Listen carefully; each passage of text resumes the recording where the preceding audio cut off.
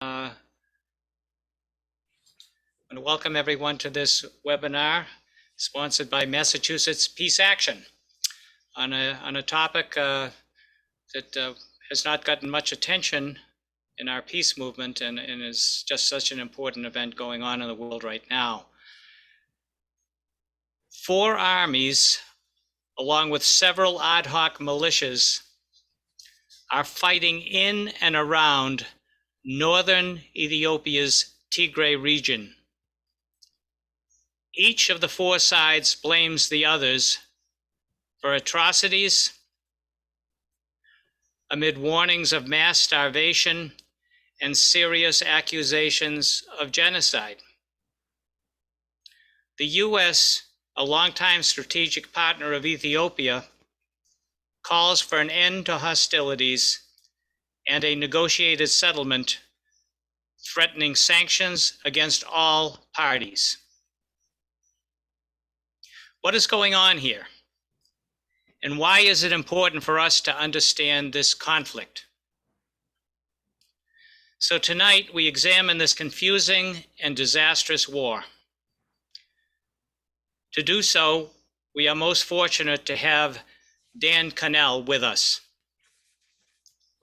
Dan is the founder of Grassroots International. He is a journalist turned aid professional and author, and a research affiliate at Boston University, whose work on the Horn of Africa spans 5 decades. Dan has reported for the BBC, Associated Press, Reuters, the Boston Globe, Christian Science Monitor, the New York Guardian, and others. He has consulted for aid agencies and human rights organizations. He is author of hundreds of articles and several books, including the book Against All Odds, a chronicle of the Eritrean Revolution, published first in 1993 and now again in 2021 from a very different perspective. Dan's most recent trip to Ethiopia was in April. So we will start with Dan's presentation for a significant amount of time, given how little most of us know about these wars, and then we will open it up for questions. Tonight we ask everyone to take no longer than a minute to ask your question so we can get as many in as possible and not get off topic. And we will ask you to please stay to that 1 minute limit. To ask a question under participants, you can raise your hand, and when I call on you, Brian Garvey, who's good enough to do all our technology tonight, will unmute you and let your video appear so you can ask the question yourself. Again, please keep it to 1 minute. So with that, let me just say thank you so much, Dan, for joining us this evening for this important discussion. And it's all yours. Thanks, Paul, and thanks to the other organizers who put this together. So the time is tight. I've been asked a number of questions about why now, why me, and why have I focused so much and so long on Eritrea and Ethiopia. So I'm going to start with those just as a scene setter. The first one is an easy answer. The war is intensifying. There's a human disaster with hundreds of thousands of people's lives at risk, and there is no sign of peace or an avenue to get there. Number 2, I don't pretend to speak for the Eritreans or the Ethiopians, but I'm here as an observer going back nearly 50 years. Deeply concerned that the consequences of a war that I do not think needed to happen, and I will get into that a little later. So why Eritrea and Ethiopia all this time? That's a little more complicated. But I want to take you back 46 years ago when I spent a year in Africa, traveling on a shoestring with a friend carrying a backpack, a notebook and a couple of pens on a journey of discovery, personal discovery and political discovery. I had been involved in civil rights, anti-war, and other social justice movements for years. And I was eager at that time to get out and see the situation in Africa, which was undergoing profound changes. If those of you old enough to remember, the decolonization had been underway for over a decade by then.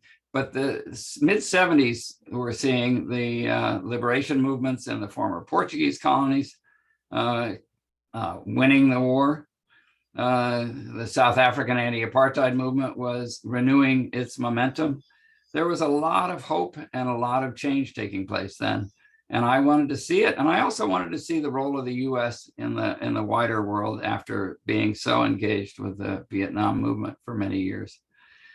So I set out overland through Egypt and Sudan.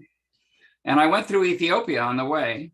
I was very struck then by the situation that I saw at the time. This was a country that was known as the only Black ruled country through much of the colonial era, apart from Liberia, which is a special case. And it had a kind of mythological role in people's imagination. The reality of Ethiopia, however, was a lot darker than that. One of ethnic domination, of profound exploitation and tyranny. And in 1974, Haile Selassie was overthrown by a military, declaring themselves to be socialist. And I happened into the country right at that time. So here you have a self-declared socialist military junta transforming, or at least planning to transform, a feudal regime, and the US was backing it. What's not to find interesting? So it was an intriguing conjunction for an activist and a writer. So I came back to Ethiopia after traveling south for a couple of months. And I spent 4 months poking around, mostly in the countryside, trying to understand what the junta was really doing for the people and what the revolution meant outside of the capital city and the pages of the pamphlets and newspapers. I got permission from the Relief and Rehabilitation Commission to go first south into the Ogaden and then into Wollo and eventually up into Tigray. I wanted to write about the situation in the aftermath of a famine, which had helped bring down Haile Selassie in the 70s. And so I got permission to go to the camps, the feeding centers, mostly in Wollo. I got up there. I had been hearing about Eritrea for a long time, since I had been in Ethiopia. I was seeing the resources of the country going not to taking care of the people, but up to fight a war in the north. So I resolved to try to see it for myself. And I hitchhiked on a convoy that got me into Eritrea in April of 1976 for the first time. I got into the capital city, Asmara.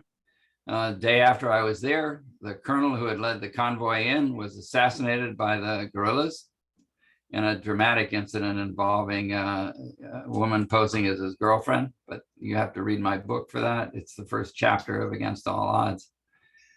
The aftermath, though, was a bloody massacre of civilians, with people being pulled out of their houses and executed on street corners who were suspected of sympathizing with the guerrillas, who occupied much of the rural areas of Eritrea at that time. I gathered information, I interviewed people, I was taken into people's houses. I came back to Addis Ababa. I talked to the Washington Post, which had a bureau there, about getting the story out, and I sent it and headed for Sudan. The story landed on the front page of the Post, and I basically broke into big-time journalism. I then made contact with the two liberation fronts that were based in Khartoum, the Eritrean Liberation Front, the Eritrean People's Liberation Front. Got permission to go see the situation from their side. I went in and spent 5 weeks traveling in Eritrea then.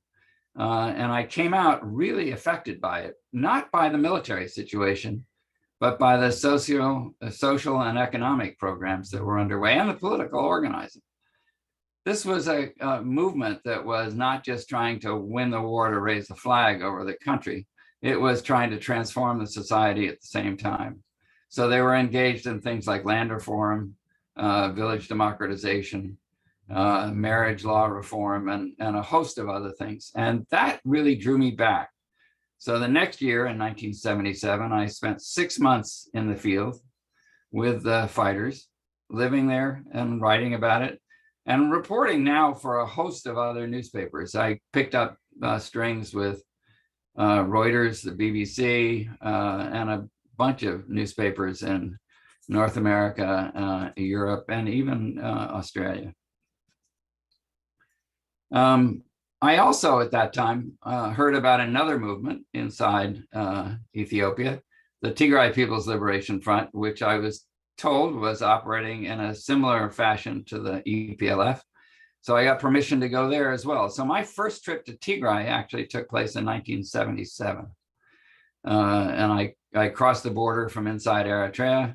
Eritreans will know the town of Sorona, which was a kind of Wild West town at the time with liberation fronts from all different factions. I went into Debra went up to the monastery and saw the situation in the territory, then came back again. And I continued to go in and out of Eritrea over the rest of that decade. In the 1980s, I stepped out for a bit because I had trouble with getting into Sudan. I took work with Oxfam America, and I went into Lebanon to set up an emergency program after Israel invaded that country in 1982. I came out of it with a situation then when the Oxfam basically had trouble working with Palestinians, and they canceled the emergency program. So I left and started a new organization, Grassroots International, which I continued to direct and work with for the next 7 years until 1990. All this time, we were involved with aid to Eritrea and Tigray during the famine in the mid 80s and afterward. And I was going back and forth to the country again. 1991, Eritrea got its independence after winning the war in basically in April of 1991. They won their de facto independence. And then the next 2 years, they set about trying to prepare themselves for the launching of a state and a referendum on the country's relations with Ethiopia, which under TPLF, Tigray People's Liberation Front auspices, they had a referendum, not auspices, the Eritreans organized it, but the TPLF accepted it. They sent monitors for it. And the two countries then started off on new footing because the TPLF led a coalition that overthrew the Mengistu regime in Ethiopia with some help from the Eritreans. They made peace afterward and started off the decade of the 90s positively. Underneath the appearance, though, of good relations, there was a lot of rivalry and a lot of tension. This burst out in 1998 into all-out war, ostensibly over a border issue, but in reality, it was a power struggle between leaderships of two different movements for who would dominate the region. This continued on through 3 rounds into 1999 and then 2000. As many as between 70,000 and 100,000 people died during the war. And it ended in a truce in 2000. When after Ethiopia, under TPLF leadership, broke through the Eritrean lines and occupied about a quarter of the country. That set the stage for peace negotiations that ended at the end of that year with an agreement to adjudicate the border and to do a host of other things. There were several different articles on this, including reparations for the war, the commitment by both sides to end hostilities between the two countries, and others. The situation for me, meanwhile, was that I was following this inside as a growing sentiment was building within the leadership of EPLF, which was an obsessively secretive organization. And it burst into the open in 2001 with a group of 15 dissidents who were top leaders of the movement and in the state, who criticized Isaias Afwerki, the president of Eritrea, for his undemocratic practices and for his conduct of the war. That generated a counterattack by Isaias in the form of a rolling purge. And in 2002, or 2001, sorry, a week after 9/11, the crackdown began, and the 15 people who had signed a letter by then that had circulated criticizing Isaias were arrested, and they've disappeared. They've never been seen since. I criticized that, and in 2002, I was ousted from the country.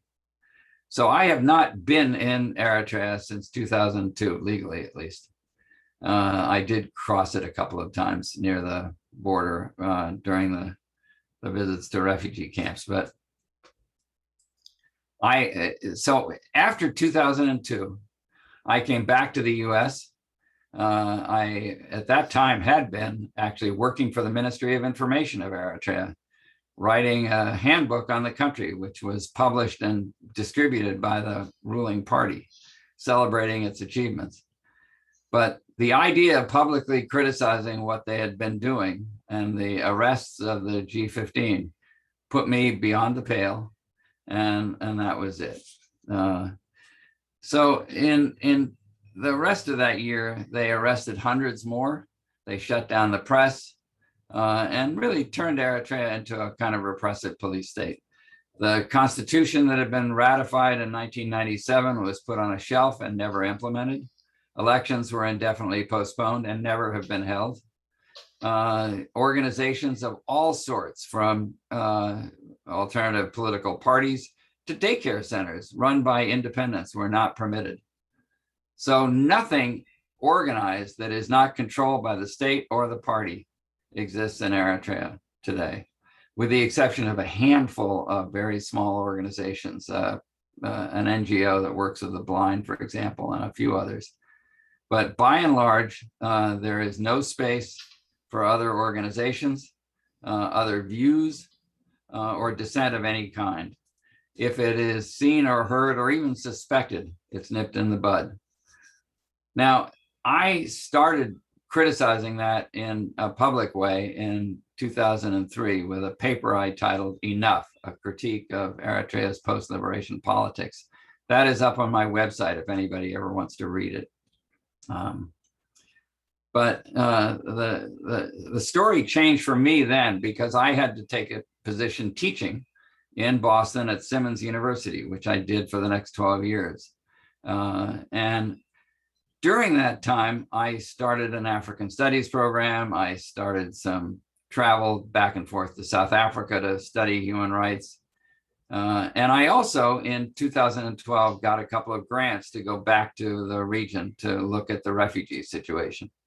The refugees, for me, were a humanitarian issue on its own, but they were also a window onto the situation in Eritrea. Why were they leaving? And how did they get out? What could they tell about what was going on inside Eritrea?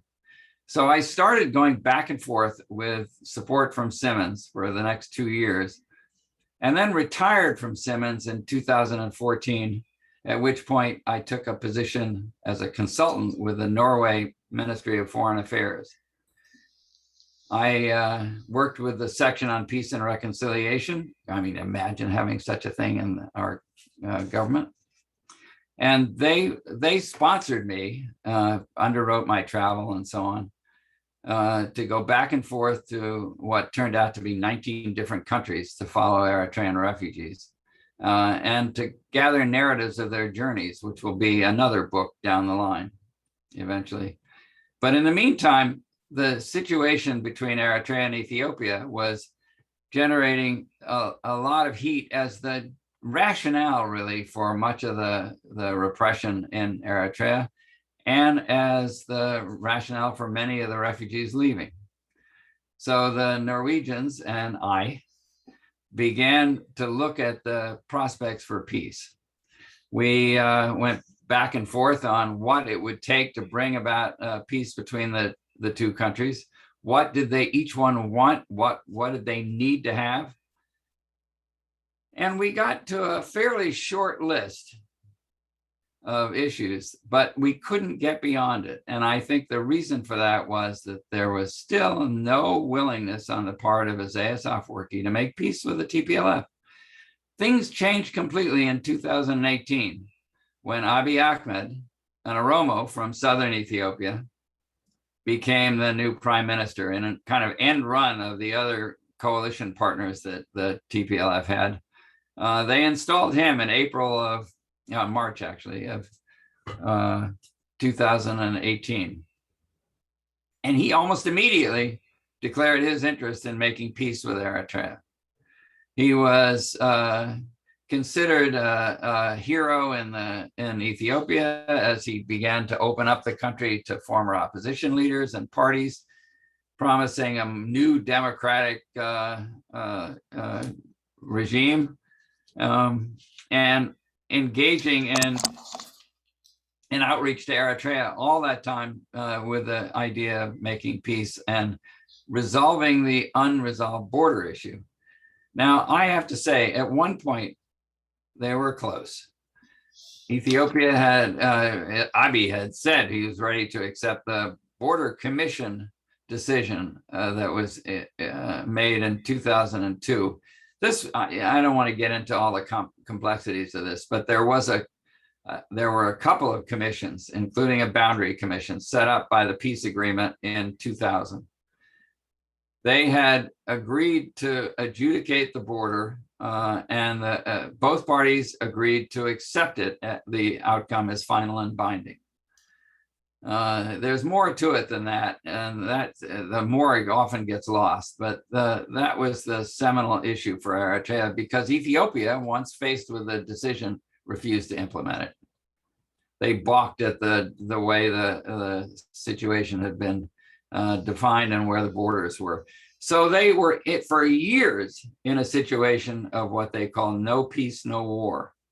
Both sides had major forces mobilized against the other, but each was very disciplined in its army. So there were only a handful of incidents, but it meant that they were on a war footing throughout the next practically 17 years after the outbreak of the border war, so-called border war. And so at the point where finally Abiy generated a peace outreach plan to Isaias, and Isaias accepted it in July of 2018, of course, winning Abiy the Nobel Peace Prize. Everybody thought this was the end of this era, and now Eritrea could loosen up and reform inside.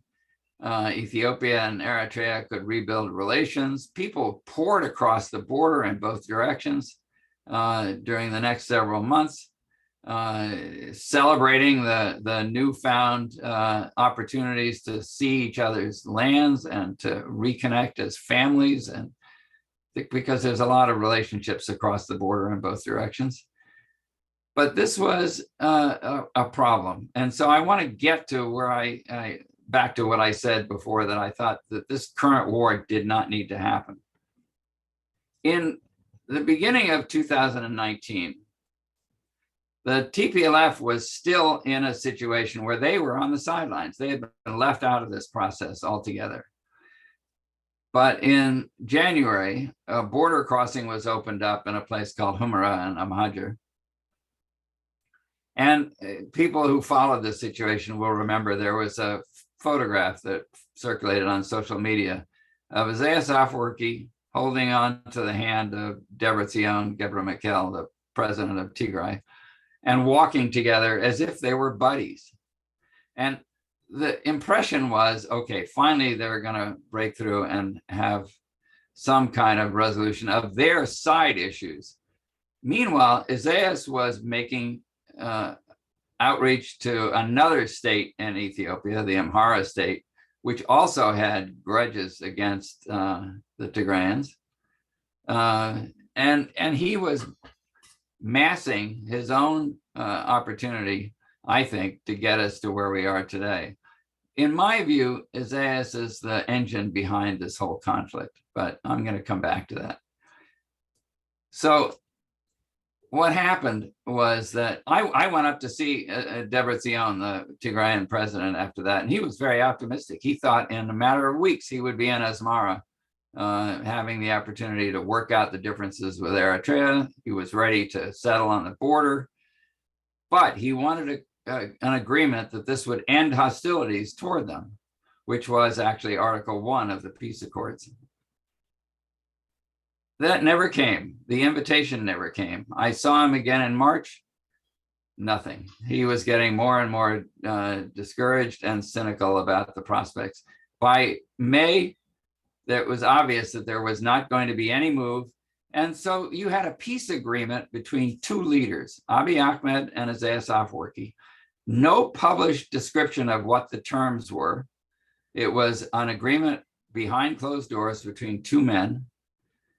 And it was icing out the Tigrayans while Isaias was building a three-way alliance with his Amhara comrades and with Abiy in Addis.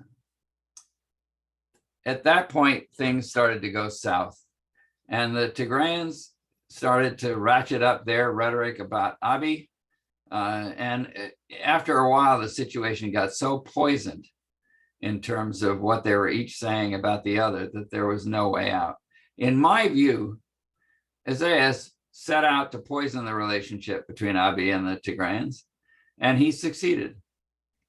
And he succeeded by holding back on implementing any of the so-called peace agreement, which would, at the minimum, involved opening up the borders between the two countries and working out trade, which still has not happened. And he, at the same time, built up his own forces so that he could eventually take other action. So this war, the border war with Ethiopia and Eritrea started over a place called Badme. But it was always not about Badme, it was about the power struggle. The current war started in November of 2020 over a Tigrayan move, they say is preemptive, to take over an Ethiopian government military facility and to strip it of its arms. But in fact, this was a power struggle here too. And I could see, and many others who watched the situation closely could see the buildup for it in the 6 months ahead of the November outbreak of the actual fighting, as both sides started to build up their forces, and as the prospect of any conversation between them to bring down the tensions receded.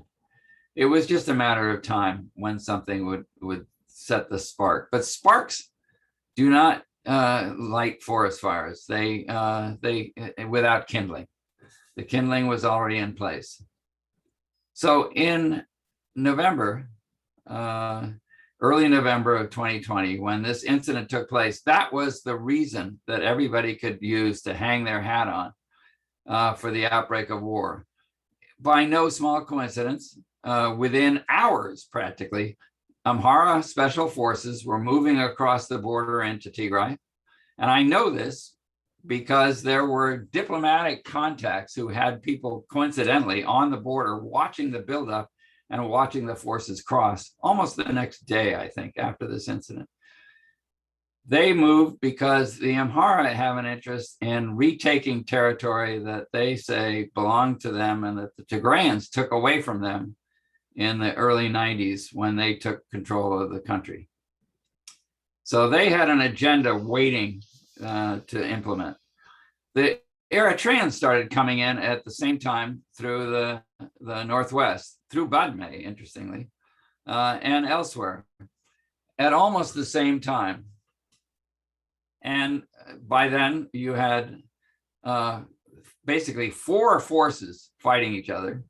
The Tigrayans against Amhara special forces from their state, Eritrea's defense force, its army, the Ethiopian National Defense Forces, the ENDF, its army, and on top of that, Amhara militias, youth militias called the Fanon, who came in underneath the umbrella of the special forces and engaged in war. So in effect, there were 5 different forces.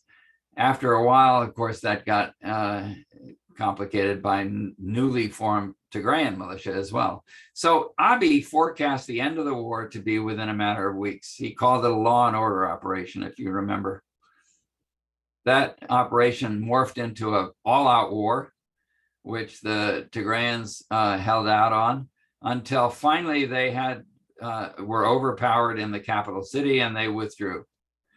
They went back into the countryside. Ethiopia took control of Mekelle, the capital, and declared basically the war was finished. It's like Mission Impossible, if you remember Bush's famous statement on the aircraft carrier. But it was Mission Impossible because the Tigrayans were reorganizing and spreading their armies into different parts of Tigray to wage counteroffensives. Over the next 6 months, they took back a lot of the territory. But in the meantime, if you followed this, you're aware, there have been horrific stories of atrocities and human rights abuses of a scale that rises to the level of crimes against humanity at the least. There has been documentation by CNN very effectively, BBC, The Guardian, and a host of other newspapers and visual media using geotagging and other things, videos that they've seen from this to identify the atrocities and identify the perpetrators. Every side in this has been guilty of atrocities at one point or another, including the Tigrayans, particularly and sadly against Eritrean refugees who had been hosted for years in the territory.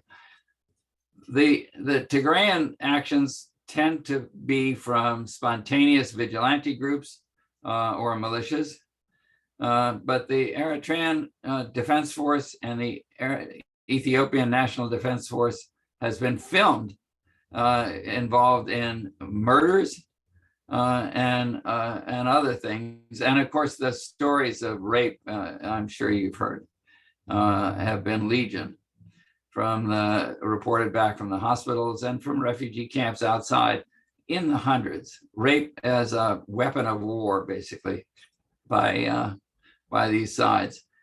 The situation then settled when the TPLF recaptured much of the territory, including its capital, and Abiy declared a unilateral ceasefire. Sounds great, right?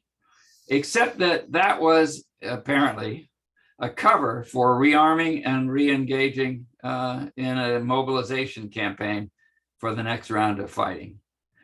The Amhara were able to hold on to parts of Western Tigray, along with the Eritreans, who were reportedly in Humera in the west.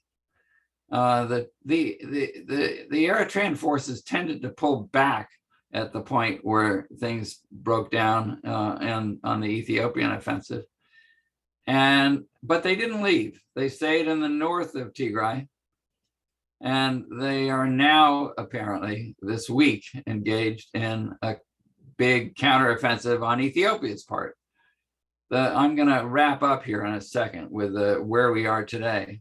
The Ethiopian National Defense Forces and various other special forces from minority states have launched a multi-pronged offensive against the Tigrayans. They have tried to drive back in after softening the Tigrayans up with drones and other aircraft. The drones, there's a story out from Reuters today that confirms that Turkey's been selling Ethiopia drones, which incidentally it used in November in the first round of war, ostensibly coming from the Emirates. But this is a war that is now on its way up again. It's intensifying rapidly. Now, I just want to end quickly with a comment on the U.S. role, because let's bring it back to ourselves and what we can do.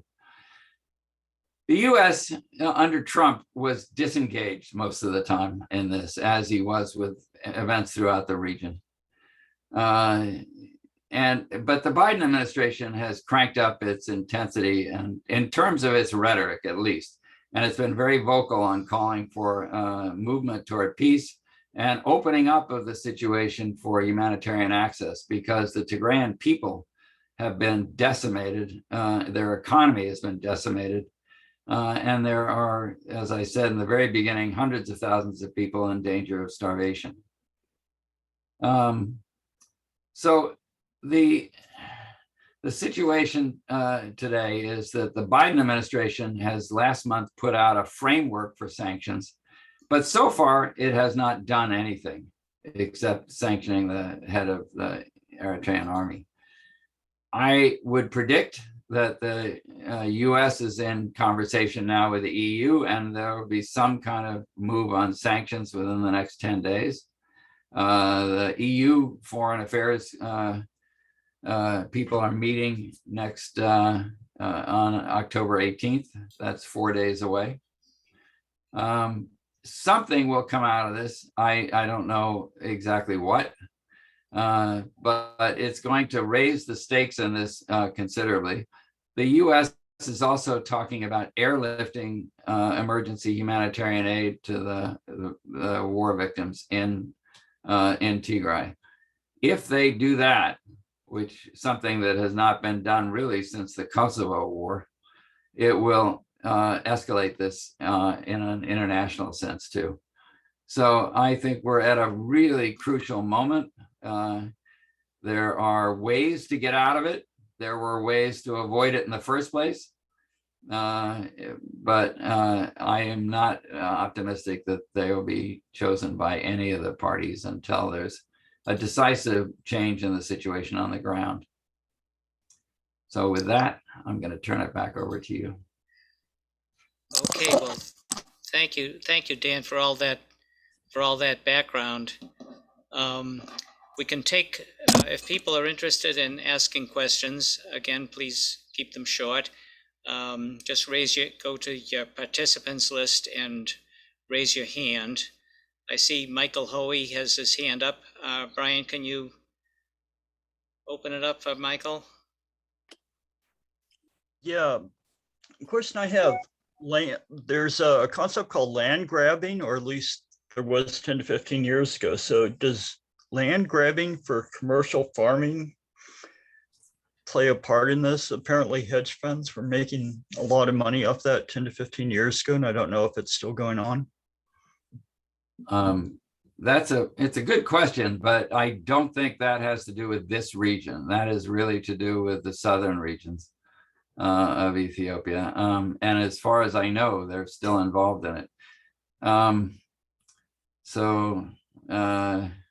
I think it's not an immediate factor here. There's land grabbing going on by the Tigrayans took land that they claimed was theirs in the early 1990s. The Amhara took it back in the first stages of this war. Eritrea has moved in and taken parts of Tigray, some of which it's owed under the 2002 Border Commission solution, some of which it's not. So there is that, but there's no commercial involvement here. And to the extent that Tigray had international investment in its economy, that's all gone. It's been actually systematically destroyed. Okay, thank you, Dan. Another question from Tom Gabrahayan. to him? Can you? Yes, yes. Thank you. Right. I can open the video that way. Dan, thank you very much. Since you follow the East African politics for years, I've been following it. I'm an Eritrean against the regime, of course. And what is your prediction? General Tzadkan says it's a matter of weeks. And if you listen to Tedros, Dr. Tedros, he was saying that 7 million people are in desperate. So I think it's the 11th hour, the way I see it. So week from now, what is the prediction? Thank you. Thanks, Sean. It's a tough one. A week is maybe a little short, maybe 10 days, 2 weeks. The offensive from the Ethiopian side is really getting underway in a big way now. My understanding is that Eritrea has not really engaged in it in a big way, except in the Afar front and other parts. The Tigrayans are reportedly withdrawing back toward the mountains because they were overextended. They had gone into Afar and Amhara state to extend the war as a tactic to try to bring about some end to the fighting, but it backfired clearly, and it has turned into a reason for the counteroffensive. So the playbook here on the Tigrayan side is very like the Eritrean playbook in the 1970s, if I can go back that far, when the regime in Addis switched sides, basically realigned away from the US with the Soviet Union. The Soviet Union came in and built up a big new army, armed and trained new soldiers. Sound familiar? And they then attacked Eritrea with overwhelming force and forced the Eritreans, who had taken control of large numbers of towns and cities, to withdraw into the mountains. They withdrew into the northern mountains of Sahel, held one town after all, Nakfa, which was blown into smithereens during the war, but became a symbol, and it's now the name of their currency. The Tigrayans are doing the same thing. They are executing a strategic retreat back to the mountains. The mountains on the eastern front near the border between Tigray and Afar. The mountains on the southern front near Wollo, what was Wollo, near Desi. And they're using the land to defend themselves against the effects of the drones. This is what they did in the first round of fighting, and I think they're doing it again. So, I mean, on the one side, it's funny that how quickly people forget this kind of thing when they're on the other side of the equation. But the Tigrayans are fighting for their own land, and they're really that much more intense in the battle. I don't think you see the same morale and incentive on the Ethiopian side. So I do not expect the Ethiopian National Defense Force to succeed in retaking significant parts of Tigray. That means either a stalemate or a defeat.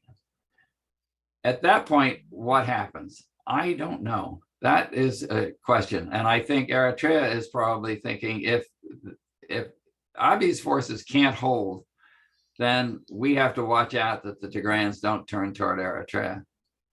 So I believe that he is preserving force for that possibility.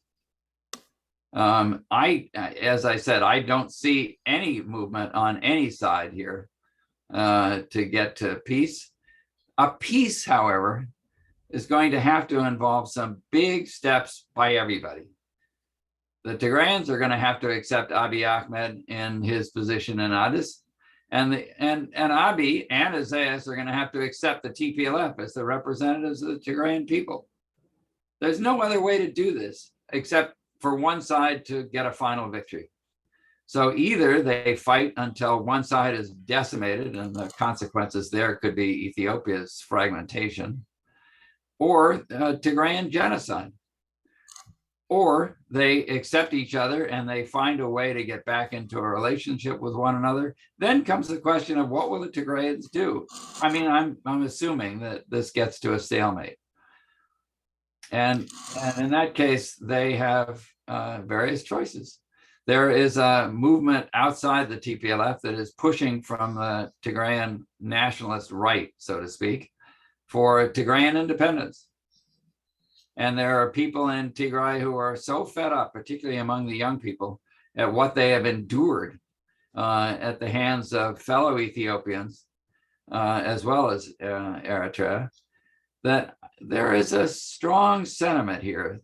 I don't believe the TPLF's aim here is independence, but they might be forced into something like that. So I think it's a very fluid situation.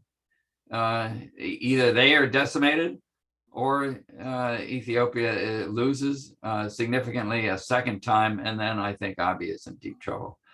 I don't know about Isaias. I don't see that there is any force in Eritrea to change the government there, apart from the army. And the army is so implicated in this, I'm not sure we're going to see that. So Eritrea will chug on. Okay, thank you, Dan. Not too optimistic, that's for sure. Could we take a question from Ann Gert? Yes, thank you very much. Thank you a lot for this presentation, very helpful. I'm just curious about the role that this may have played when Abiy created that Prosperity Party, which I understand diminished the role of the TPLF. And did that lead at all to some of this stress between the TPLF and the government? Yes, very much. And there's an interesting side story here. So I was going back and forth to Ethiopia 5 times a year over the last few years, up until the pandemic hit. And I was in and out of Ethiopia during the time that this buildup was happening, and going back and forth to Tigray and trying to get, again, a sense of how to bring about some kind of peaceful end to the tensions that were ripening all the more in the background. So the Prosperity Party, the American ambassador at the time in Ethiopia was very encouraging to Abiy to do this. He was eager to see quick change into a kind of newly national democratic structure with a single party getting past the coalition. And he pushed for a party that would be a free market party and that would basically denationalize some of Ethiopia's big assets, as well as strengthen the central state. So I think the US did not play a constructive role at this time, encouraging Abiy. Abiy went into this with encouragement coming from Isaias and from the US, oddly, because neither of the two of them talk to each other much. But the Prosperity Party and the effort to centralize the politics in advance of the election heightened tensions between those with the TPLF central among them, who favored a kind of reformed federalism, and those who favored a highly centralized state. So the Tigrayans then faced the situation where not only did Abiy initiate a new party, which they declined to participate in. So I think partly they were sidelined within it, but they were asked if they wanted to join, and of course, if they wanted to join, they were supposed to dissolve themselves. But then they also faced a situation where Abiy at that point postponed the national elections in the name of the pandemic. The Tigrayans said, wait a minute, this is not acceptable. So we're going to have our own elections. They ended up having elections in Tigray against the wishes of Abiy, and that basically broke the bank. that set Abiy off. When the Tigrayans did that, and they ran a very clean election with several minority parties participating. But Abiy took that as a sign of a kind of mutiny inside, and that escalated things considerably. So, but things had gotten basically out of hand before that. And your question, the formation, the rapid formation of a political party that unified all the others without the spade work at the ground level to involve people in the process. It was a top-down alliance, basically. That was a spark that also added to the flames. Okay. Wow. Next question from Barakat. I apologize for my pronunciation, Barakat. Barakat's right. Thank you. Dan, my question is, you missed one scenario from the scenario of ending the war you just mentioned. One scenario is criminal TPLF leadership that is on the terrorist list surrender, the handful surrender, and that will end the war. Go to court and see their face. The Tigray people has been used for a handful TPLF leadership. Having said that,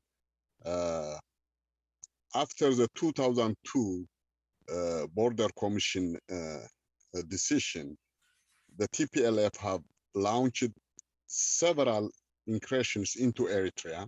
They have sent several missiles into Eritrea. As late as 2016, they came into Eritrea with 5 mechanized brigades. Don't you see Eritrea has an existential threat from TPLF?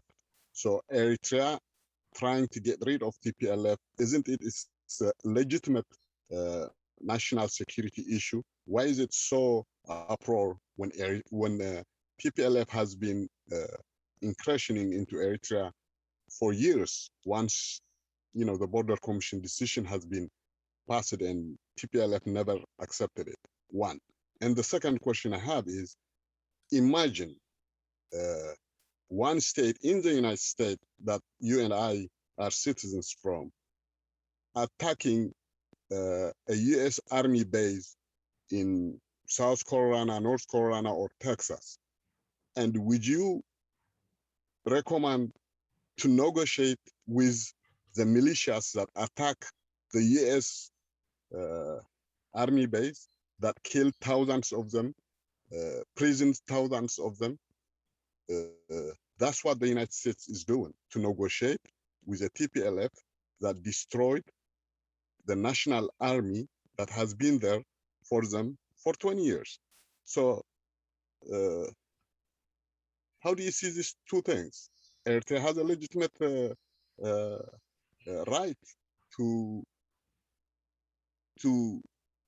save its national security. TPLF is an existential threat for Eritrea. And the other question is the one I asked about the... Yeah, no, I got that. So Okay, thank you, Barakat, for those questions. I mean, your argument comes down to basically saying that there's no legitimacy for the TPLF, and that they're an existential threat to Abiy and Ethiopia, and also to Eritrea, and both have a reason to want them to be obliterated. I think that that's a recipe for a war that cannot be won. Whether it's there is legitimacy in that I think it needs to get moved into a political arena. And if you're going to say that there is no way to end up in a relationship with these people, then I don't know what we're talking about. We're not talking about peace, because the realistic possibilities here do not, for me, include the arrest of the TPLF. I mean, I just don't think it's going to happen. And I think that that's what Abiy put forward in the first place in the war, the law and order operation. And he has not succeeded. And in the process, he has transformed Ethiopia into a civil war ground in which the people of Tigray are now paying the price for this in immediate and amazingly devastating ways. The economy has been completely destroyed, practically. The factories, the hotels, the businesses have been stripped. Farming has been disrupted and crops have been burned. I mean, this is a scorched earth policy up there against the Tigrayan people. I just don't see any way out of this beside an accommodation between former foes, terrorists or otherwise. It's I mean, this is what happens in wars. You end up negotiating with people that you said you never would sit down with. It's what happened in Ireland. It's what happened in South Africa. And I could go through a whole list of others. You cannot end up, if you're going to say that there's the TPLF poses an existential threat because it exists, then you're posing an existential threat to it. So I think we're in a kind of a circle here. And I think, how do you break the circle? That's the question.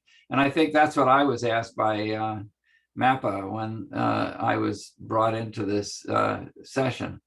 And if I may, I want to talk a little bit about that. The TPLF said it could never accept Abiy, but they have to as part of this. Abiy has said he would never accept the TPLF now. They're cancer, he said, and other things. And in fact, his spiritual advisor said last month that they should all be exterminated up there. This is not a recipe for a resolution. So there has to be movement on all sides to get over these past issues and accept that they have to deal with each other. And I'm sorry, I don't see any other solution. I think the US and the EU and the AU, all of which are talking together now, have the same attitude. And that is that they have to bring about some kind of negotiation here on one basis or another before there are millions of people put at risk of losing their lives to starvation as a consequence of this war. I do not think that that's a price that needs to be paid. And I think there are ways of averting it. And I think that we should all be thinking about that. I think from the standpoint of an American peace movement, we have very little leverage now in the situation. The US government has little leverage. The UN has maybe some, but I think the only outside leverage that's possible here is some alliance, really, and coordination between the AU, the EU, and the US, and perhaps the UN coming in there after that. But I think those are the building blocks for getting out of this. And there have to be ways of helping the victims of the war as refugees outside in Sudan and elsewhere, and within the country. Okay, thank you, Dan. Dan, can we take another question or two? Sure, but then I have to wind it up. So let's just take one more. I think people have got a good flavor for different perspectives on this. Danielle Sagai. Can you hear me now? Yes. Okay, thank you, sir, and thank you, Mr. Dan, for taking my question. Just to be honest, this is a straight question. You very well analyze the history of Eritrea, and you judge the government. But isn't one side not mentioning the mistakes the TPLF did to bring all this chaos in the East Africa? Because of them, Sudan divided into two. Because of them, they ruined Somalia for the life. Because of them, their incursion to Kenya, there's no peace because of them undisputed border, because they refuse to accept the binding. Still, that's the major problem. But when you analyze the history starting from 77, you said you visited Eritrea and you visited Ethiopia when the TPLF became organized at the beginning.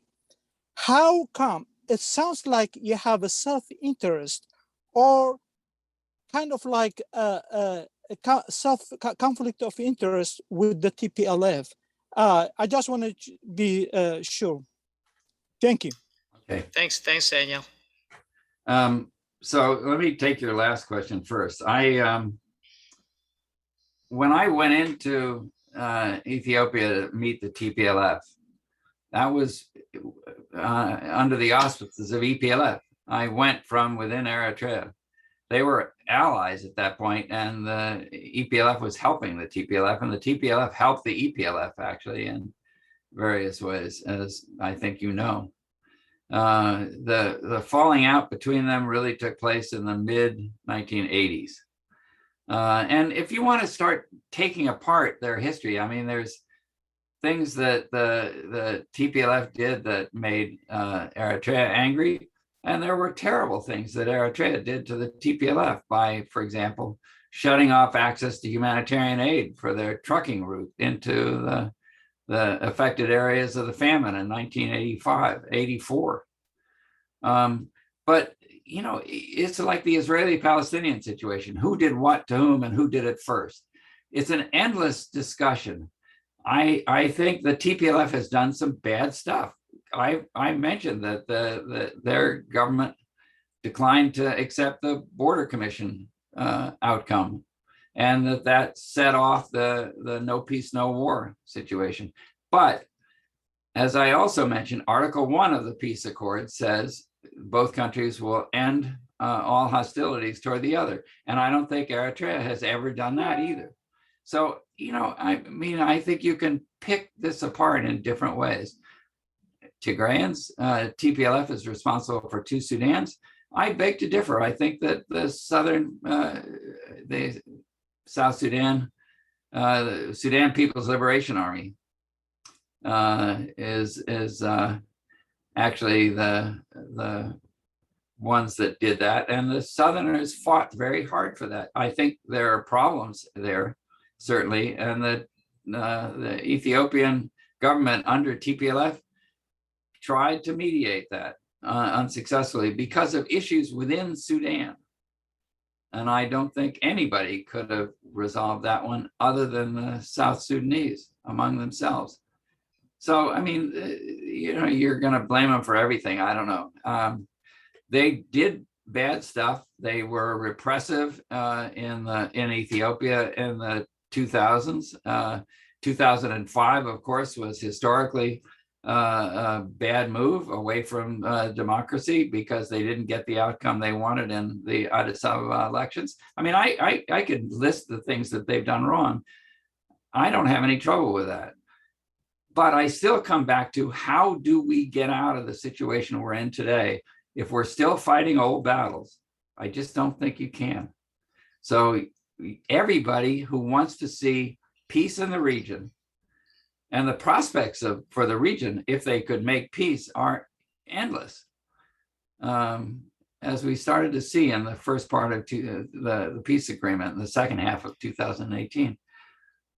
But I think everybody has a role to play in this. And I don't think demonizing one as the one responsible for everything that's wrong is going to get us anywhere.